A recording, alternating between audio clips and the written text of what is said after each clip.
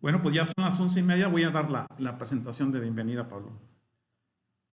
Buenos días, estudiantes, profesores, público en general. Pues el día de hoy pues va a ser el ponente es internacional, es de Argentina, es el maestro Pablo Jorge Bertinán. Él es profesor titular ordinario de la Facultad Regional del Rosario de la Universidad Tecnológica Nacional en Argentina y nos va a presentar el tema de transición energética, ejes, dimensiones y acciones.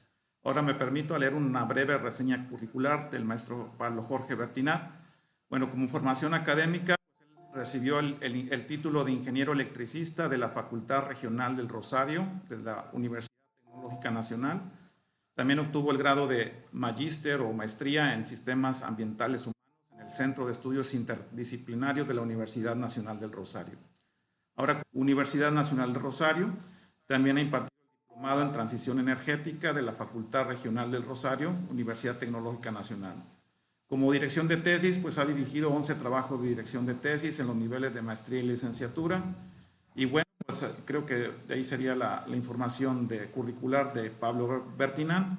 Y bueno, sin más preámbulo, voy a hacer la palabra al maestro para iniciar la presentación. Adelante, Pablo. Dale, bueno, muchísimas gracias. No hacía falta detallar tanto, pero bueno, muchísimas gracias por la invitación, por poder compartir este rato con ustedes. Cuando me invitaba Reinaldo y charlábamos sobre la posibilidad del tema, bueno, surgen muchas posibilidades de tema de trabajo para una intervención de este tipo, corta, como para poder empezar a intercambiar algunas cuestiones. Y en ese marco, si bien, como ustedes vieron, yo dirijo un grupo de investigación dentro de la Universidad Tecnológica, que es Observatorio de Energía y Sustentabilidad, y allí tenemos proyectos tanto de investigación en realidad aplicada, no hacemos ciencia pura, trabajamos con investigación aplicada, y también tenemos muchos proyectos que tienen que ver con desarrollo concreto de experiencias, en particular de generación distribuida, redes inteligentes, etcétera, como lo que comentaba Reinaldo en Antro. Sin embargo, más allá de estas experiencias y los proyectos, en este primer encuentro yo elegí como tema abordar la discusión alrededor de la transición energética, que es un tema que estamos abordando también en grupos de trabajo en el cual integramos, en donde tal vez, por lo menos la novedad para nosotros también, es el abordaje de la problemática energética de una manera más interdisciplinaria. Acá hubo en Argentina un llamado hace algunos años de la Agencia Nacional de Promoción Científico-Tecnológica a la conformación de grupos interdisciplinarios para trabajar diferentes temas, ¿no? Con la intención justamente de abordar algunas problemáticas que exceden lo disciplinar y donde uno desde la disciplina podía aportar de alguna manera en una construcción de una mirada compleja sobre determinados temas. Es así que uno de los grupos que se conformaron en ese proceso fue lo que figura allí en la carátula como GESIPE, que es un grupo de estudios de la problemática energética sumamente interdisciplinario, en el cual inclusive el año pasado se publicó un libro por Siglo XXI, que inclusive lo presentamos en México el año pasado también, sobre transición energética. Pero es un grupo en el cual intentamos abordar la problemática energética desde las ciencias sociales, pero con aportes de diferentes especialidades. Así que es un grupo conformado por economistas, sociólogos, filósofos, comunicadores, ingenieros, antropólogos, etcétera, diferentes especialidades que intentaron en un primer momento dar un debate sobre la temática de la transición energética en Argentina, pero con algunos rebotes en todo lo que tiene que ver con la mirada regional. Entonces, en ese marco, a mí me parecía interesante en este primer encuentro y con la expectativa de que podamos profundizar en el conocimiento entre ambos grupos, el nuestro, el de ustedes allá, y que podamos pensarlo también con un intercambio, que en algún momento ustedes puedan presentar sus trabajos y sus miradas con nuestros compañeros de grupo. En esa mirada yo le comentaba a Reinaldo la idea de abordar en este primer encuentro una mirada, o sea, por lo menos cuál es el debate y cómo estamos viendo el debate de la transición energética, y en ese marco cuál es el rol que nos toca a nosotros en el marco de esa transición energética. Por eso la idea de la presentación es una presentación más desde esta mirada más amplia, de la transición que va a tener algunos aspectos técnicos o tecnológicos, pero que tiene una mirada más integradora sobre diferentes temas. En ese marco, por supuesto, y en esa construcción de una mirada más interdisciplinaria y, como decíamos, compleja de la problemática energética, uno de los primeros temas es tratar de no superar, sino de tener, porque no sería superar, sino de tener una mirada más abarcativa sobre lo que entendemos por la energía. Nosotros desde la física, de la ingeniería, asumimos la energía como aquello que suministramos, ponemos, sacamos un sistema material para moverlo, transformarlo, ¿no? Esa es la mirada habitual, por lo menos que nosotros tenemos desde la ingeniería, desde la física, de la energía. Ahora, hay muchas otras construcciones que indican que la energía es mucho más que un concepto físico, que tiene que ver con elementos sociales, políticos, económicos, culturales, asumiendo también que cuando hablamos de energía hablamos de materia, hablamos también de materiales, porque vamos a ver después cuál es la importancia de hablar no solo de energía, sino hablar de energía y materia como dos caras de la misma realidad. Y sobre todo pensar que la construcción de la conceptualización de la energía tiene mucho de cultural también. Hay pueblos que entienden que el petróleo es la sangre de la tierra y hay culturas que entienden que el petróleo es el oro negro, ¿no? Entonces eso tiene que ver con una construcción, en definitiva, sociocultural de lo que tiene que ver con el concepto o la conceptualización de energía. Y la discusión de transición energética es una discusión muy reciente, digamos, por lo menos en estos términos de transición energética, ¿no? Ustedes deben haber visto que estos últimos 2 o 3 años ha habido un sinnúmero de publicaciones y de debates alrededor de la conceptualización de transición energética. Y en ese marco, para poder tratar de delinear cuáles serían las características de este proceso de transición energética, si es que estamos en un proceso de transición, hacia dónde va y de qué manera debiera darse, es interesante poder recrear en un primer momento cuál es la historia de la relación entre la sociedad y la energía, ¿no? Y en ese marco poder imaginar, o poder no imaginar, poder revisar cuál fue esta relación, ¿no? A lo largo de la historia. Ahí no hay mucho trabajo, pero hay trabajos sumamente interesantes sobre la relación entre energía y sociedad. Muchos de ellos, nosotros trabajamos mucho con González Reyes y Fernando Durán, españoles, que ellos a su vez trabajan mucho con los trabajos de Václav Smil, que es un contemporáneo, todos son contemporáneos nuestros, que ha trabajado mucho la relación entre sociedad y energía y estos procesos de transición. Pero si uno viera a lo largo de la historia humana los procesos de transición energética como cambio, en realidad no ha habido tantos procesos. Y si bien las categorizaciones no son las mismas para todos los autores, uno podría más o menos encuadrar que hubo 2 o 3 procesos de transición energética. Podemos visualizar un primer periodo muy largo, muy largo, el más largo de la historia humana, es el periodo de los cazadores-recolectores, o sea, hasta más o menos 10.000 años antes de Cristo para atrás, o sea, más de 400.000 años de historia de la especie humana, que fue un momento en el cual la especie humana era nómade, básicamente cazadores-recolectores, donde la energía puesta en juego era muy poca, básicamente la energía que estaba puesta en juego estaba asociada a la musculatura humana y al fuego en un primer momento, pero en realidad lo que había era una muy baja población en el planeta y una muy baja cantidad de energía puesta en juego, ya que tenía que ver básicamente con eso, con la fuerza humana, el fuego, algunas herramientas muy precarias que en realidad no generaban energía, sino que permitían posiblemente multiplicar la energía, pero este fue el periodo más largo en la historia humana con un modelo de relación entre sociedad y energía. El primer cambio, el primer proceso de transición energética, casi todos los autores lo ubican cuando aparece la primera agricultura, ¿no? Que en realidad es un paso, después voy a comentar 2 divisiones más, ¿no? Pero podríamos ubicar más o menos en el 10.000 a.C. La aparición aproximadamente, en ese periodo, la aparición de la agricultura, que en realidad debiera pensarse la agricultura como un momento en el cual el hombre empieza a seleccionar determinadas especies vegetales que logran tener una mayor apropiación de la energía solar para sus procesos fotosintéticos y empezar a trabajar con estas especies que en definitiva terminan siendo cultivadas y que empiezan a producir de alguna manera, que empieza a transformar también las relaciones sociales, ¿no? Porque en ese marco se empieza a dar un abandono de la cultura nómade y un avance del sedentarismo, empiezan a aparecer ya herramientas un poco más elaboradas, empieza a utilizarse también la fuerza animal para determinadas funciones, ¿no? Y hay un periodo allí de la agricultura donde muchos otros investigadores,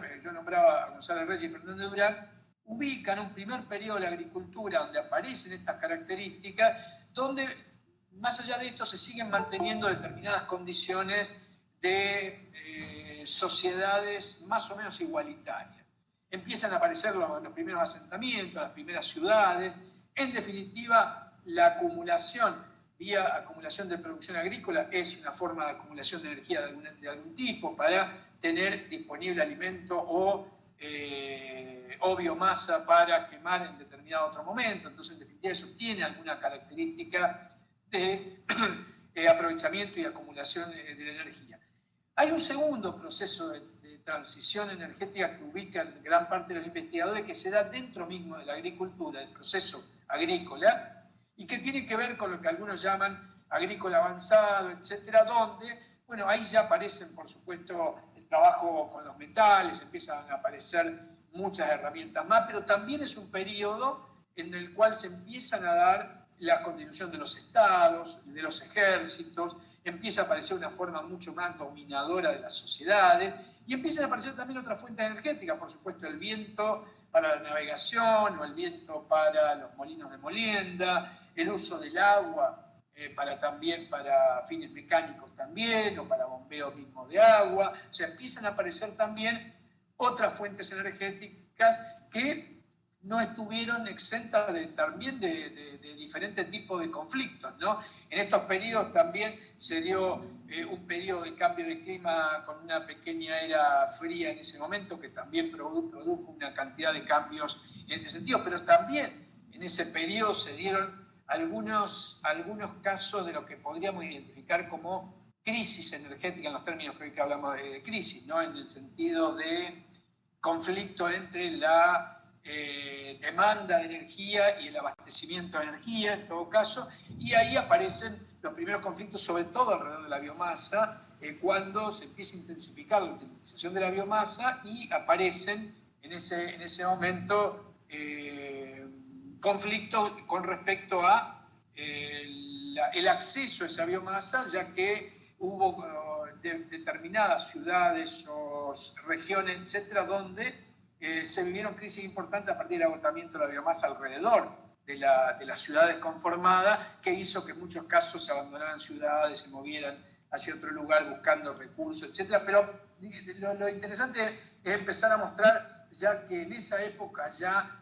aparecen los primeros elementos de crisis energética en los términos que hoy podemos hablar de crisis energética, que tienen que ver con un destiempo entre la oferta y la demanda, si uno pudiera hablar en términos comerciales, respecto a la energía. Eso fue un proceso también que duró unos cuantos años, y el siguiente proceso de transición energética que identifican la mayoría de los investigadores es ya el de la revolución industrial, básicamente el proceso de transición energética asociado a la aparición de los combustibles fósiles, ¿no?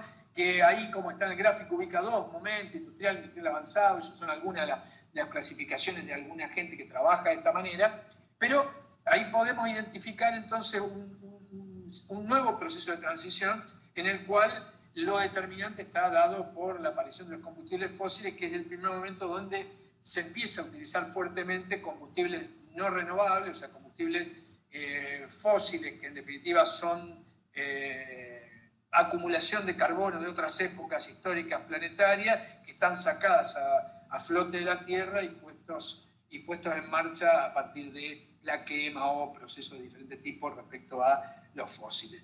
Y podríamos identificar ese último periodo, que uno lo puede subdividir en industrial avanzado en ese momento, y así llegamos al día de hoy, donde aparentemente estamos frente a otro nuevo proceso de transición energética que intentamos determinar cuáles son las características.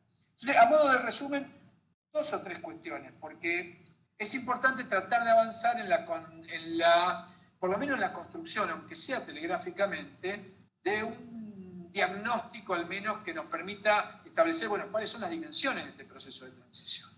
En primer lugar, sería interesante ver cuáles son los puntos comunes de los procesos anteriores. Uno de los puntos comunes de los procesos de transición anteriores tiene que ver con que cada una de las transiciones que se dieron anteriormente estuvieron asociadas a un incremento de la energía puesta en juego. Ese incremento de la energía habitualmente estuvo asociado a un incremento poblacional y, consecuentemente, el incremento en masa de la cantidad de energía se iba multiplicando no solo por el incremento per cápita, sino por el incremento de la población que tenía. Con lo cual, todos estos procesos de transición que estamos viendo anteriores han sido procesos, como decíamos, en donde la energía puesta a disposición para el futuro estadio es una energía mayor. Esto habitualmente algunos autores lo denominan un salto hacia adelante, ¿no? O sea, ir a un estadio en el cual tengo mucho más energía puesta en juego. Esta es una de las características de todos los procesos de transición anteriores. Y vamos a ver que esta es una de las principales dificultades con el proceso actual de transición energética, ya que, me voy adelantando, es muy probable que estemos yendo a un estadio energético en el cual vamos a tener menos energía disponible. Vamos a ver por qué en todo caso tendríamos menos energía disponible en un contexto de incremento de la población y lo que esto implicaría en ese marco. Todo este proceso que estamos, digamos, relatando, transiciones energéticas, como decíamos, fueron procesos en los cuales no solo cambiaron la fuente energética, no solo cambiaron la intensidad energética per cápita y global, no solo se incrementó la cantidad de energía puesta en juego, sino que además cambiaron las relaciones sociales alrededor de la energía y hubo un profundo cambio del paisaje a nivel planetario, ¿no? De aquellos paisajes, digamos, intocados por el hombre a el actual paisaje hoy extremadamente antropizado, urbanizado, etcétera, muy intervenido hoy, que es lo que ha ocurrido en este proceso de todos estos años de desarrollo de la sociedad. Ahora, ese proceso de desarrollo de la sociedad humana y de su energía asociada, muchos autores lo asocian a lo que se denomina un incremento de la complejidad del sistema ambiental humano en tantos sistemas. Cuando uno habla de la complejidad de un sistema, aduciendo en un primer momento a la teoría de sistemas, pero también a los análisis alrededor de la complejidad, plantean que yo encuentro un incremento de la complejidad cuando en un sistema determinado, cuando se incrementan los actores, cuando se incrementan los volúmenes de circulación de energía y materia, cuando la apropiación de las funciones ecosistémicas de la naturaleza se incrementan, cuando hay apropiación de trabajo animal o de trabajo humano en ese caso, ha hecho que hoy en día el desarrollo de la sociedad y en particular la fuerte urbanización que se ha dado a nivel global haya sido posible gracias a este incremento de la complejidad. Ahora, no hemos podido tener incremento de la complejidad, o no hubiéramos podido tener el incremento de la complejidad que vivimos sin el input de energía que tuvimos, ¿no? Y eso es un dato relevante, porque complejidad, incremento de la complejidad y energía para sostener esa complejidad son dos datos que uno no puede separar. Con lo cual pensar y asumir que vamos hacia un proceso de transición energética con menor cantidad de energía disponible implica discutir, en todo caso, cómo sostener, o si es posible, sostener la complejidad del desarrollo de la sociedad humana y en particular de los complejos urbanos en un marco en donde va a haber menor cantidad de energía disponible. Dicho en pocas palabras, cualquiera de estas configuraciones urbanas no pueden vivir sin un pulmotor gigante que es la energía, y esa energía disponible probablemente sea menor en los próximos años, con lo cual requiere discutir de qué manera reducimos la complejidad de la sociedad como tal, de alguna manera sin afectar las condiciones de vida y además con un agregado mayor que es los niveles de desigualdad existentes en el planeta. Si quisiéramos resumir esto en 2 diapositivas, que son esta y la que sigue, respecto al diagnóstico, porque a lo que estamos llegando, o lo que intentamos mostrar, es que la transición energética no es un problema tecnológico, o diríamos más claramente, no es solamente un problema tecnológico. Estamos frente a un problema que tiene que ver con lo social, lo ambiental, lo político, lo cultural, lo económico, etcétera, y también tecnológico, por supuesto. Pero en ese marco, recordar, tuvimos un crecimiento exponencial de la producción y el uso de energía, básicamente combustibles fósiles. En un primer momento la preocupación de esto era la extinción de los combustibles fósiles, o sea, el hecho de que dependemos en un 90% casi de algo o de cosas que se van a terminar indefectiblemente, más tarde o más temprano. Esta fue la primera preocupación, la preocupación de los años 60, 70, etc. Preocupación que ha sido desplazada, sobre todo sobre fines de los 90 y los 2000, con la confirmación de la existencia del proceso de calentamiento global y que la confirmación con los informes del IPCC de que este proceso de calentamiento global, de cambio de clima, está asociado a la actividad del hombre y a la utilización de los combustibles fósiles. Ahora, este crecimiento exponencial de energía se ha dado en un contexto de desigualdad gigante. Es lo que nos hace acordar la gráfica de la derecha abajo, cuando uno compara los per cápita de consumo de energía de los países de la OCDE o los países desarrollados y los países no desarrollados. Pero si uno quisiera completar este diagnóstico, yo diría que el sistema energético, o podríamos decir, como decíamos anteriormente, telegráficamente, podríamos decir que el sistema energético es un sistema eminentemente fósil, es un sistema fuertemente desigual. Perdón, Rilo, se está escuchando bien, ¿no? Yo no te consulté, pero por las dudas, digamos, porque por ahí estoy hablando solo. Sí, se escucha muy bien. Perfecto, me había olvidado de confirmar. Bueno, decíamos, es un sistema eminentemente fósil, es un sistema energético muy desigual, o sea, a pesar de que crece exponencialmente la energía, seguimos teniendo miles de millones de personas que cocinan con biomasa, bueno, millones de personas que no tienen acceso a energía eléctrica, o sea que ahí no alcanza con que crezca, hay que pensar en otros elementos. Es un sistema energético fuertemente concentrado, centralizado, muy conflictivo, o sea, el sistema energético, la guerra, los actuales conflictos bélicos más importantes, la guerra de Ucrania, etcétera, muchos otros conflictos que hemos tenido bélicos tuvieron y tienen que ver con recursos energéticos, pero también hay conflictos, como ustedes ven en sus tierras, por parques eólicos, por explotaciones petroleras, por parques fotovoltaicos. O sea, lo conflictivo es inherente también al sistema energético y algo hay que hacer frente a eso. Habitualmente el sistema energético es un sistema sumamente opaco, poco transparente, en el cual solo intervenimos o intervienen aquellos que están involucrados en cuestiones técnicas específicas, pero que habitualmente la población no accede a estos debates. En América Latina es un sistema fuertemente neoliberal, en particular en nuestros países, por lo menos en el Cono Sur, hemos tenido todo un proceso de liberalización y privatizaciones de las fuentes energéticas en los años 90, producto de los acuerdos de esa época que han hecho perder el manejo público sobre estos recursos y que ha terminado básicamente la energía bajo una lógica de mercado. Y también hay que recordar que es el sistema energético desde el punto de vista técnico es un sistema cada vez menos energético, menos eficiente. ¿Esto qué quiere decir? Que cada vez nos cuesta más energía producir energía. Esto, cuando empezaron los primeros petróleos, uno con una unidad de energía obtenía 100 unidades de energía. Hoy, los petróleos no convencionales, como los que tenemos en Vaca Muerta en Argentina, yo pongo una unidad de energía, invierto y obtengo 3, 5 unidades de energía, no más que eso. Con lo cual, crece exponencialmente la energía y a su vez para producir cada unidad de energía necesito más energía. Esto es una avalancha fuerte, difícil de contener.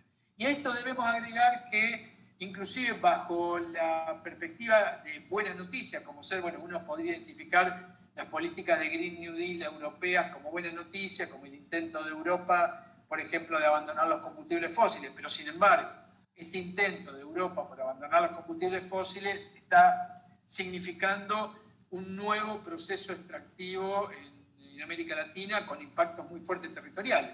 Lo estamos viendo a partir de los proyectos de litio en nuestra región, del hidrógeno, la explotación de madera balsa, por ejemplo, en Ecuador para desarrollar palas de molinos eólicos, la temática de las tierras raras. O sea, hay una nueva andanada extractiva muy fuerte sobre América Latina en particular, que está produciendo más conflictos y también muchos impactos territoriales y socioambientales que en este caso están asociados a un buen objetivo, como el de fosilizar, pero que evidentemente tiene otro problema que debemos meter en el mismo saco de análisis para poder tener en cuenta a la hora de pensar estas cuestiones. En ese marco, ¿qué hay que cambiar? Para nosotros no alcanza con cambiar las fuentes energéticas. O sea, esto no se trata de dejar los fósiles e ir a fuentes renovables, porque en primer lugar no podríamos ir al mismo tamaño de matriz energética que hoy hay con fósiles con fuentes renovables. ¿Por qué? Básicamente porque no nos alcanzarían los materiales y los minerales para hacerlo. Hoy si quisiéramos tener un mundo eólico, tenemos 40 años de cobre en el planeta. Hoy si quisiéramos tener acumulación por batería, tenemos años limitados de litio en el planeta. Tenemos tierras raras limitadas para hacer semiconductores, etcétera, etcétera, etcétera. Con lo cual, la transición a la cual nos enfrentamos es una transición distinta a las anteriores.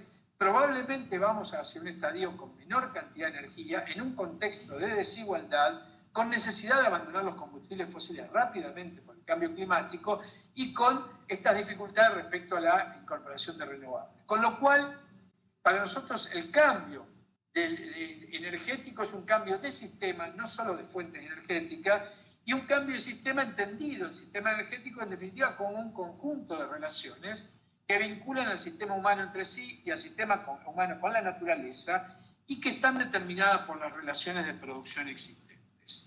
Hace no muchos años, cuando uno leía, por ejemplo, el manual de diseño de políticas energéticas de la CEPAL, encontraba que decía que las políticas energéticas son políticas sectoriales de las políticas de desarrollo. ¿Qué quiere decir esto? Que un país define sus políticas de desarrollo, dice qué va a producir, cómo lo va a producir, para quién va a producir, y después definía sectorialmente las políticas justamente sectoriales, entre ellas la de energía. O sea, yo definía qué quiero hacer y después digo, bueno, a ver, ¿de dónde saco la energía para hacer eso? Hoy en día, la restricción es la energía. Yo no puedo tener cualquier modelo de desarrollo. Yo no puedo seguir con un modelo de desarrollo, por ejemplo, del automóvil particular de combustión interna en la medida que se está haciendo hoy, porque no me alcanza, porque los fósiles los tengo que dejar y porque no tengo materiales o minerales para hacerlo de otra manera. Con lo cual hoy la restricción de la energía, y debemos pensar qué tipo de modelo productivo podemos tener en función de los límites planetarios que tenemos en la energía en dos aspectos: sumideros, por la emisión de gases de efecto invernadero, y límites materiales y minerales, que tienen que ver con la posible apropiación de energías renovables en ese marco. En este contexto, ¿por dónde pensamos nosotros que habría que trabajar en la transición energética desde esta mirada interdisciplinaria que planteamos, ¿no? Y hay algunos ejes: la relación entre derecho y mercancía, entre energía y necesidades humanas, energía y redistribución de riqueza, el cambio de la matriz, que es lo más técnico, y algunas otras alternativas que ahora vamos a comentar. El primer punto es la necesidad para nosotros de desmercantilizar el sector energético. Es imposible pensar en eficiencia energética, es imposible pensar en eliminar la desigualdad sin liberar a la energía del concepto mercantil de la energía, o sea, sin sacar a los mercados del centro de cómo resolver las problemáticas energéticas. Hoy en día, la idea de la energía que debiéramos concebir es una idea de energía como derecho, o sea, construir el derecho social a la energía. Y esto es un proceso de construcción social, también como todos los otros derechos, pero implica en la práctica, por ejemplo, revisar la normativa, la legislación. En particular, yo no conozco en detalle la de México, pero en particular en Argentina tenemos toda una normativa que veníamos de una normativa muy pública previa a los 90. En los 90 se modificó toda la normativa y la legislación y la regulación energética y pasamos a una economía de mercado muy dura, con privatizaciones, con pérdida de lo público y que implicó un funcionamiento meramente mercantil, en el cual evidentemente es muy difícil hacer eficiencia cuando, por ejemplo, las empresas distribuidoras ganan más energía cuando más energía venden. Con lo cual hay algunas lógicas que debemos repensar. Para nosotros hay que avanzar en fortalecer lo público en el sector de energía, y esto implica cambios normativos, pero también en algunos procesos de desprivatización. Requiere rediscutir todas las políticas de subsidio, por ejemplo, pensando en subsidiar no solo otro tipo de fuentes, sino otro tipo de mecanismos para llegar a esa fuente. Pero aquí hay uno de los ejes para nosotros centrales, que es el de la desmercantilización y de la construcción del derecho social a la energía.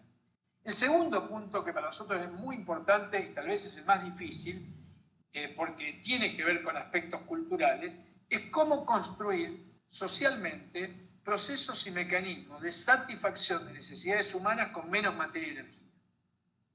Este es el proceso de más largo plazo, porque es un cambio cultural, es un cambio que no va a hacer la sociedad de consumo por sí misma, no se va a inmolar la sociedad de consumo frente a la necesidad de la transición energética, y es un proceso que debe ser construido desde los sectores populares, desde los gobiernos, con la idea de poder, en definitiva, construir o desarrollar mecanismos de satisfacción de necesidades, o sea, cómo alcanzar la felicidad con menos materia.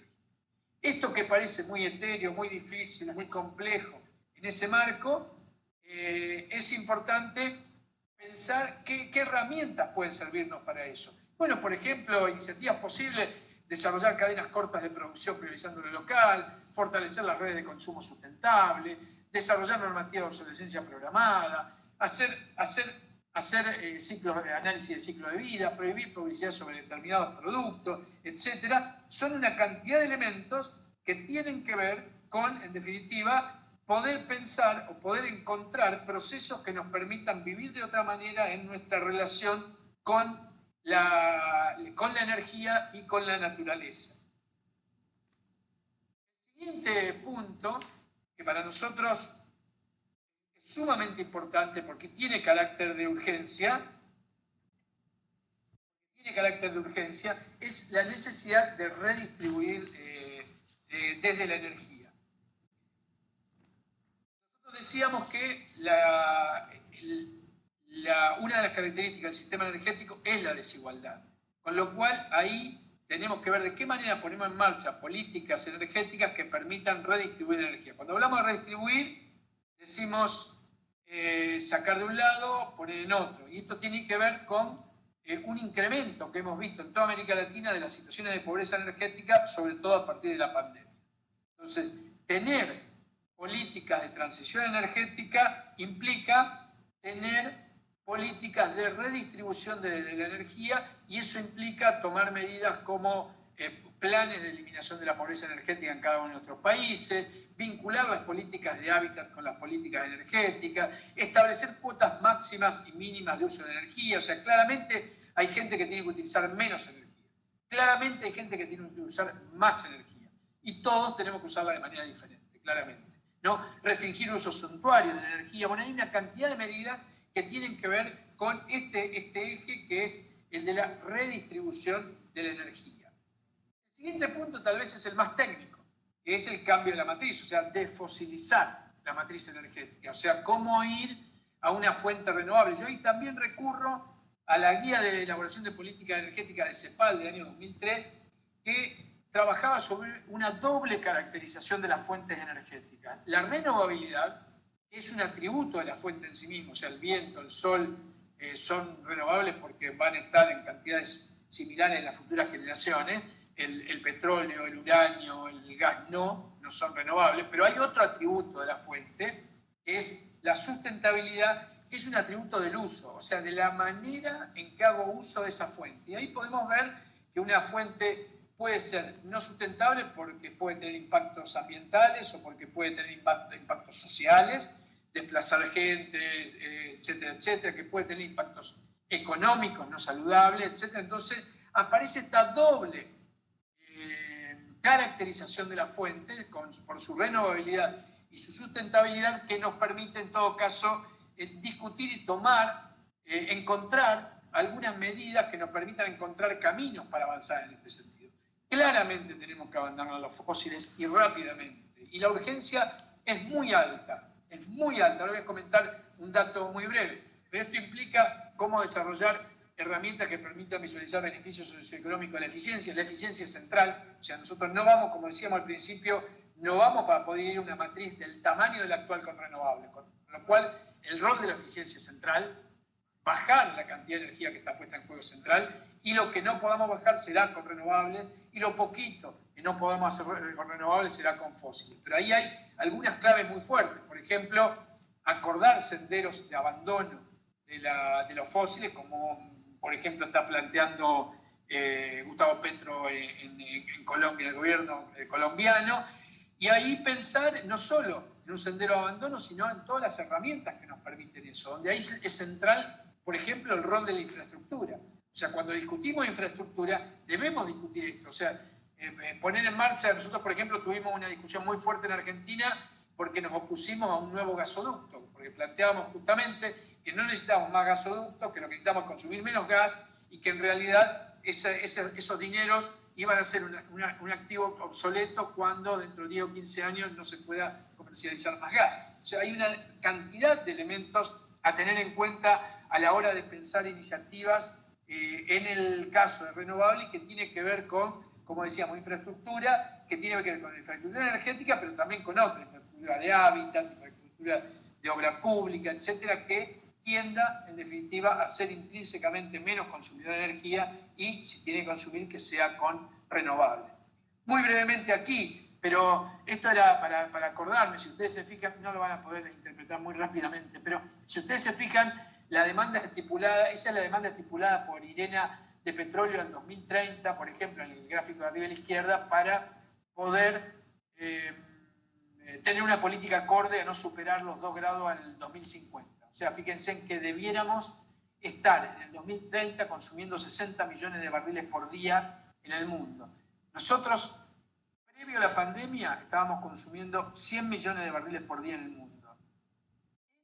En lo más álgido de la pandemia, cuando el mundo estaba parado, llegamos a consumir 85 millones de barriles por día. Y fíjense que tendríamos que estar en 60 en el 2030, o sea, tendríamos que bajar el doble, mucho más del doble de lo que bajamos en la pandemia, imagínense lo que esto significaría en la vida de todos los días. Con lo cual, el desafío que implica la transición en este marco es sumamente alto. Y a la derecha, les dejo, porque después les mando la presentación, ¿cómo se llama? La fecha prevista de cenit de la mayoría de los materiales y minerales que están asociados a la transición energética y que hoy implican un gran problema. Ustedes van a ver que estos últimos 2 años ha habido muchísimas publicaciones, en particular de la Agencia Internacional de Energía, de la banca multilateral, etcétera, analizando los límites materiales de la transición. Justamente la problemática de materiales y minerales como uno de los temas centrales a pensar en la transición. Y finalmente 2 ejes más, bueno, acá había algunos elementos, el cambio de la matriz, no me voy a entender ahí, pero que tiene que ver con estas cuestiones que estábamos planteando. Pero sí 2 ejes más, perdón, 3 ejes más. Uno, el cambio de modelo productivo. Claramente no podemos seguir con el mismo modelo productivo. Hay sectores de la industria que deberán desaparecer. Yo nombraba anteriormente la industria del automóvil particular de combustión interna, que es una industria que debe desaparecer en las próximas décadas. El tema es con qué se reemplaza. Evidentemente tenemos que ir a un modelo productivo mucho menos material, mucho más de servicios, digamos, y poder, por ejemplo, discutir circuitos máximos de circulación de mercancía, cambiar modalmente el transporte de carga, lo que hacía, porque sabemos que en América Latina el principal fin de energía es el transporte, ¿no? En particular en México, el transporte es el principal uso de energía, lejos, digamos, más del 40% de energía la tiene el transporte.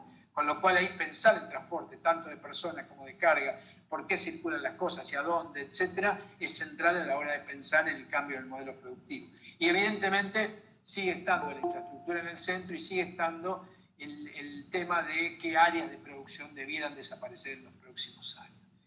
2 temas finales. Uno es la desconcentración y la descentralización. Para nosotros es sumamente importante poder construir políticas energéticas locales, desconcentrar, descentralizar. Nosotros tenemos una tradición poco común de que los gobiernos locales actúen en energía. Habitualmente las políticas de energía son delegadas a los gobiernos nacionales o a los estados, pero no a los gobiernos locales. Y ahí creemos que un buen sendero sería la apropiación y el desarrollo de políticas energéticas por los gobiernos locales, municipales, comunales, porque allí es donde se puede discutir dónde se genera, dónde se consume, dónde hacer eficiencia, quién es pobre energéticamente, qué infraestructura necesitamos. Entonces, ahí el poder desarrollar herramientas de construcción de política ciudadana energética creemos que es central. Y el último punto que para nosotros es muy importante es el rol de la tecnología, ¿no? Que claramente hay que pensar en primer lugar en desarrollar tecnologías que nos permitan subsidiar procesos de democratización y desarrollo, que nos permitan superar o resolver problemas sociales en un continente tan desigual, con tanta pobreza como el que tenemos. Realmente el priorizar aquellas tecnologías que nos permitan resolver problemas sociales es central, y allí pensar en el desarrollo de aquellas tecnologías que nos permitan también un desarrollo industrial local, un desarrollo productivo local, que nos permitan desacoplarnos de los procesos de alguna manera de globalización para pensar en ese desarrollo local. Finalmente, para nosotros la mirada es esta. Para nosotros hay que recuperar la energía como una herramienta. La energía no es un fin en sí mismo. La energía para nosotros es una herramienta que debiera ser utilizada para satisfacer necesidades humanas en un contexto de recursos finitos e inequidades, ¿no? O sea, estamos frente a este contexto de recursos finitos. Cuando hablamos de recursos hablamos de sumideros, o sea, capacidad de la atmósfera de absorber los impactos, de recursos materiales finitos y también de desigualdades e inequidades que son muy fuertes en nuestro continente en particular, y sobre eso trabajar. Yo dejaría ahí para poder tener un rato para charlar. Hay muchas iniciativas, yo después les mando, pero nosotros trabajamos mucho en generación distribuida, trabajamos mucho en programas de desarrollo, por ejemplo, del sector solar térmico para una industria nacional del sector solar térmico, trabajamos con cooperativas de agua, generación propia en cooperativas de agua, pero bueno, no quisiera, como se llama, extenderme más por ahí. Podemos comentar en algún momento, en todo caso, alguna de estas cuestiones para ver cómo trabajar. Pero bueno, yo dejaría ahí, si les parece, y en todo caso poder dialogar o charlar en lo que les interese. Okay. Muchas gracias por la presentación, Pablo. Es muy interesante el tema que nos presentaste. Ahora, pues no sé si me permites, voy a pasar a ver si alguien tiene preguntas, dudas. Por favor, escriba ahí en el chat o ahí levante la mano para preguntar.